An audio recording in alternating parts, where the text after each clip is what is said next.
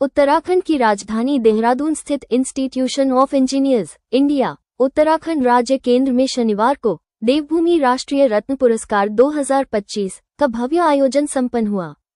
इस गरिमामयी कार्यक्रम का आयोजन institute for social reforms and higher education charitable trust ISRHE द्वारा किया गया, जिसका उद्देश्य उन व्यक्तित्वों को सम्मानित करना था जिन्होंने शिक्षा, स्वास्थ्य, समाज सेवा, नवाचार और राष्ट्र निर्माण के विभिन्न क्षेत्रों में उल्लेखनीय योगदान दिया है।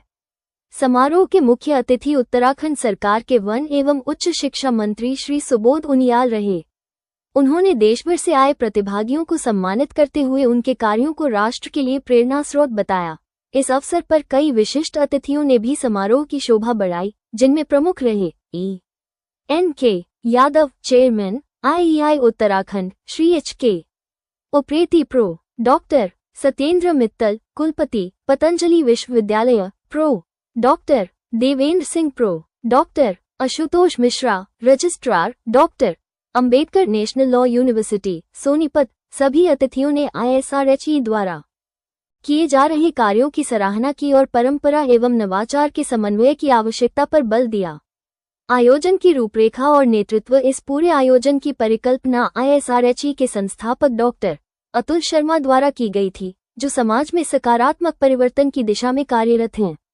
कार्यक्रम का संचालन डॉक्टर रेशु गुप्ता सचिव ISRHE ने किया, जबकि मंच संचालन की जिम्मेदारी सुश्री गौरी शर्मा और समन्वय सुश्री गीत शर्मा द्वारा कुशलतापूर्वक निभाया गया।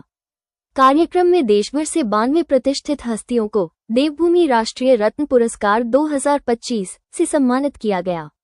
इनमें कुलपति, वैज्ञानिक, शिक्षक, लेखक, समाजसेवी, कलाकार, उद्यमी, डॉक्टर, छात्र, किसान और प्रशासनिक अधिकारी शामिल रहे। डॉक्टर नरेश कुमार तिवारी कुलपति, Sam global university Bhopal pro, Deepak Raj Tiwari कुलपति, आर्यावर्त विश्वविद्यालय, डॉक्टर मीना गर्ग राष्ट्रीय अध्यक्ष, जय हिंद मंच श्री संजीव जैन MD, संगिनी हबल श्री आदित्य वत्स, लेखक एवं सांस्कृतिक इतिहासकार श्री कृष्ण सदाशिव शिंदे, प्रगतिशील किसान महाराष्ट्र श्री अरविंद केती, छात्र IIT कानपुर। ISRHE द्वारा आयोजित ये कार्यक्रम समाज के प्रति समर्पित व्यक्तित्वों को न केवल सम्मानित करता है, बल्कि यह युवाओं और समाज को प्रेरणा भी प्रदान करता है। देवभूमि राष्ट्रीय रत्न पुरस्कार 2025 एक ऐसी पहल है जो भारत के उज्जवल भविष्य की नींव रख रही है। To the unprivileged students, organizing the workshops to enhance the skills and capabilities of educators, collaborating with the communities to improve the school infrastructure, offering the vocational training to equip individuals with practical skills and launching adult literacy programs. Their contribution extended even further in the realm of education.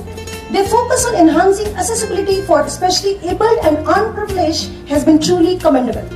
आज इस देवभूमि में ये institution of engineers का परम सौभाग्य है कि हम हर बार की तरह जब भी इस तरह का कोई सांस्कृतिक या आध्यात्मिक या तकनीकी कार्यक्रम करते हैं, हमारे देवभूमि उत्तराखंड के यशस्वी पर्यावरण, वन एवं उच्च शिक्षा मंत्री माननीय श्री सुबोध उनियाल जी हमेशा हमारा मार्गदर्शन, हमारा उत्साहवर्धन करते रहते हैं। तो माननीय मंत्री जी, आपका इंस्टीट्यूशन ऑफ इंजीनियर्स परिवार की ओर से और इंस्टीट्यूशन ऑफ सोशल रिफॉर्म्स और हायर एजुकेशन दोनों तत्वाधान की ओर से इस आयोजित देवभूमि रत्न पुरस्कार में आपका स्वागत है। और Now I take the privilege to introduce Professor Dr. Satyendra Mittal ji, Pro Vice Chancellor, University of Patanjali, Haridwar, a visionary academician and dynamic leader. I humbly invite Dr. Mittal ji to kindly deliver the keynote speech and enlighten us with his thoughts. मैंने जो एक छोटा सा एक अपना वक्तव्य बनाया था, उसको मैं ऐसे थोड़ा सा देख के आपको बताता हूँ। इसका शीर्षक रखा है मैंने समस्याएं, संभावनाएं एवं समाधान।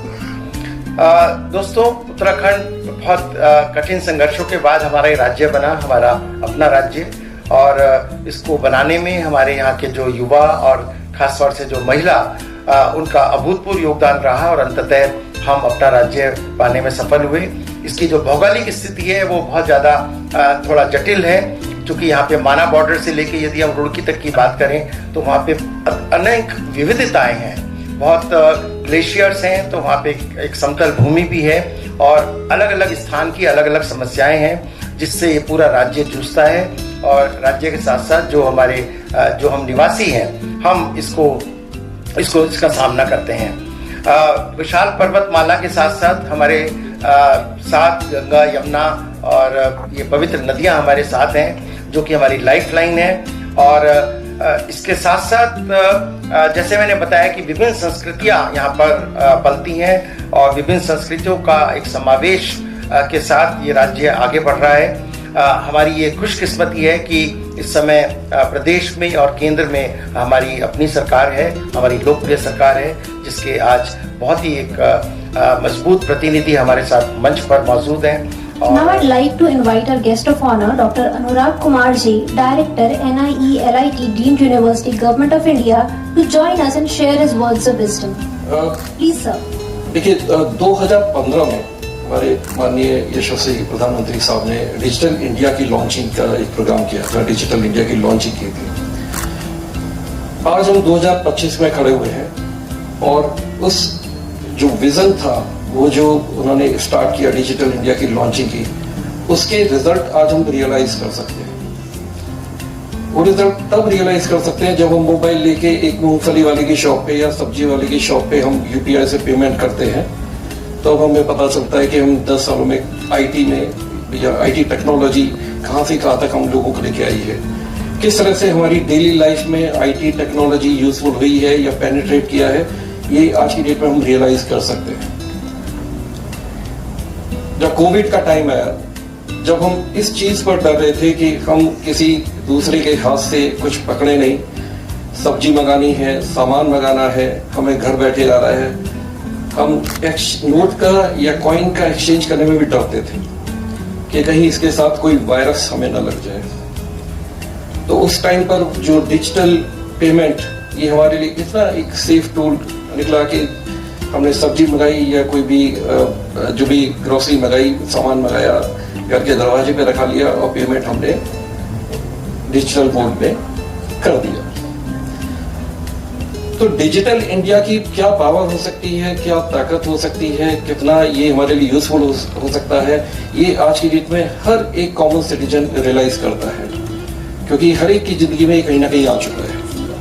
It is with great pride and joy that we welcome Shri Subodh Unial Ji as the chief guest of our ceremony today. With the utmost respect and admiration, we invite Shri Subodh Unial Ji to share his thought with us. Please, sir. की बड़ी कमी है पहाड़ों में। अभी irrigation के बारे में आप कह रहे थे तो हमारा बड़ा अनफॉर्चुनेट है पहाड़ का कि 92% हमारी जो पहाड़ की जमीन है इज अनइरिगेटेड और मैदान में 92% इज इरिगेटेड। और ड्रिंकिंग वाटर की भी यही प्रॉब्लम थी। आज मुझे भी इस बात की खुशी है कि राज बनने के बाद जहां मेरे यहाँ 16 ड्रिंकिंग वाटर लिफ्ट करके स्कीम्स हैं, जहां 4 डिग्री कॉलेजेस हैं, जहां 3 पॉलिटेक्निक्स हैं, इंजीनियरिंग कॉलेज है, लॉ कॉलेज है और 66 हाई स्कूल और इंटरमीडिएट कॉलेज है और 3000+ किलोमीटर सड़कें हैं। ये क्या मुझे एक सवाल और मिला कि देश का पहला ग्लास ब्रिज जो लक्ष्मण झूला पुल था, लक्ष्मण झूला पुल की एज खत्म हो गई, उसको हम लोग हेरिटेज के तौर पर तो सब सवाल करके चल रहे हैं, लेकिन उसके बगल में जो नया ब्रिज बना रहे हैं हिंदुस्तान का पहला ग्लास ब्रिज था। तो